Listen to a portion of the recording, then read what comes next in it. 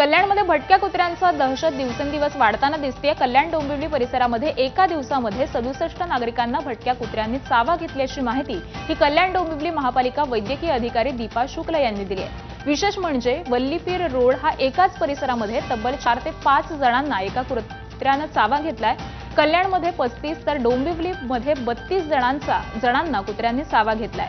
ही आकडेवारी समोर आल्यानंतर कल्याण डोंबिवलीतील भटक्या कुत्र्यांचा प्रश्न हा ऐरणीवर आलेला असून भटक्या कुत्र्यांचा बंदोबस्त करण्याची मागणी ही आता जोर धरू लागली आहे। भटक्या कुत्र्यांवर नियंत्रण आणण्यासाठी रेबीजकडून शस्त्रक्रिया केल्या जातात। तसेच अँटी रेबीज वॅक्सीन सुद्धा कुत्र्यांना दिले जाते।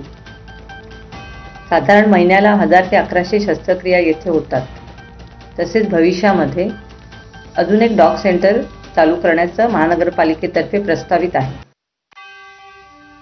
नाशिकच्या सिन्नर